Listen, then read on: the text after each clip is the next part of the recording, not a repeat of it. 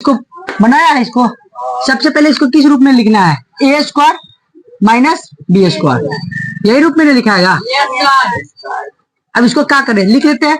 देखो ये ए स्क्वायर है, बी स्क्वायर है, लेकिन अब 4 किसका स्क्वायर होता है? 2 का। तो सबसे पहले 2a का स्क्वायर कर लेंगे, ये किसका होगा? 3b का स्क्वायर मिलेगा। अभी फॉर्मूला पर पूरा a के मान हो गया, ये b के मान। तो इसको अब क्या, कि दोनों के एक बार प्लस में लिखेंगे, एक बार माइनस में।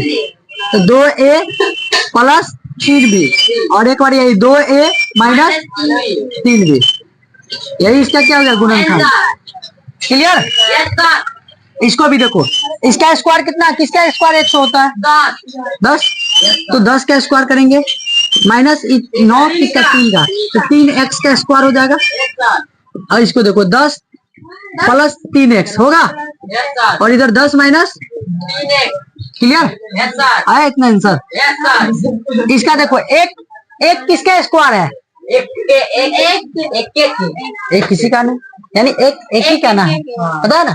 एक किसका? तो एक का स्क्वायर एक ही, और 4 का किसका? 2।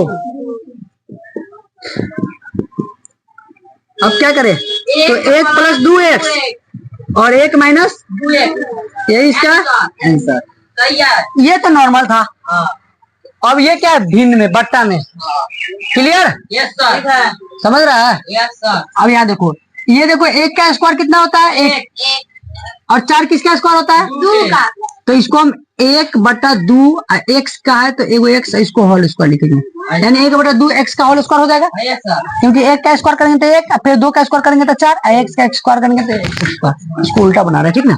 मतलब बैक में 1 का स्क्वायर 1 ही होता है, तो 1 होगा। किसका स्क्वायर 81 होता है? 9 का, तो 9, इसमें y लगा लेंगे। तो अब इसको एक बार प्लस में, एक बार माइनस में लिखेंगे, तो क्या लिखेंगे? 1/2 x प्लस 1/9 y।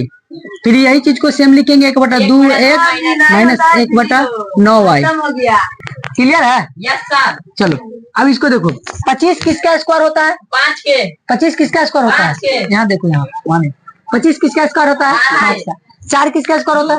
2 को। तो हम 5/2 x तो एगो लेंगे, इसका स्क्वायर हो जाएगा। Yes sir. माइनस, अब देखो y का स्क्वायर, तो y का स्क्वायर y स्क्वायर होता है, तो इसका 3 हो जाएगा। तो ये हो गया। अब इसको एक बार प्लस में लिखेंगे, यानी 5/2 x प्लस y/3, यही चीज के लिखेंगे 5/2 x माइनस y/3, यही इसका आंसर होगा। ओके? Yes sir. इसको भी देखो, इसमें देखो ये a के मान है, क्या पूरा कथी के मान है? b के मान है। तो अभी तो इसको लाना नहीं है, क्योंकि खुद फार्मूला पे है। a square minus b square के डायरेक्ट फार्मूला पर रख देंगे। तो इसको एक बार प्लस में, एक बार माइनस में लिखेंगे। तो देखो कैसे लिखेंगे, ये x, इसको बाद प्लस में लिखेंगे दोनों को, दोनों ब्रैकेट के अंदर पूरे लिखा जाता है। जैसे कि इसको ब्रैकेट के अंदर 5/2 x था, तो इसको लिखे थे, तो इसी तरह में क्या लिखा जाएगा? y प्लस जेड हो, ये हो गया। ठीक है? एक जेड ना, लो। क्लियर? अब यही चीज को एक बार कथी में लिखना है? माइनस में। तो देखो यहाँ पे माइनस में क्या अंक है? भले कितना है पद है? 2 पद है ना, तो 2 पद को हम इसको ब्रैकेट में ही लिखेंगे। 2 को पद रहता है, 1 से ज्यादा पद रहता है, अगर उसको माइनस उससे पहले देते तो क्या लगा? ब्रैकेट लगा कर ही देते। तो 2 ब्रैकेट हो गया। इसमें तो डायरेक्ट ऐसे भी लिख सकते थे, इसको ऐसे, ठीक है? लेकिन इसमें क्या करते, फिर अगर ब्रैकेट हटा देते इतना ही ना आता, लेकिन वो माइनस है, माइनस सबको प्लस वाला को माइनस कर देगा। इसको एक स्टेप और जाएंगे तो x plus y plus z होगा। ठीक है? और इसको देखो x रहेगा, ये दोनों प्लस में है ना, तो ये दोनों कथी में लिखा जाएगा? माइनस में। अब इसका गुणनखंड यही हो गया। नहीं आया समझ में? देखो एक बार प्लस में लिखाता है, मान के चलो यहाँ पे एक और ब्रैकेट दे देते हैं, इसको ब्रैकेट के अंदर लिखाएगा, क्योंकि a के मान ही लिखा गया, अब b के मान पूरा लिखा गया, ऐसे तो ब्रैकेट के अंदर रहता है तो लिखा गया।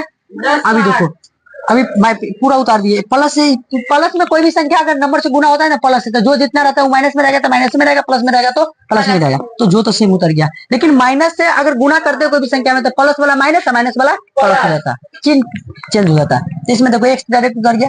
अब माइनस से ये ब्रैकेट के अंदर सब में गुना होगा ना, ये प्लस में था, तो दोनों कथी में लिखा गया? माइनस में। क्लियर? क्लियर। आया समझ में? Yes sir.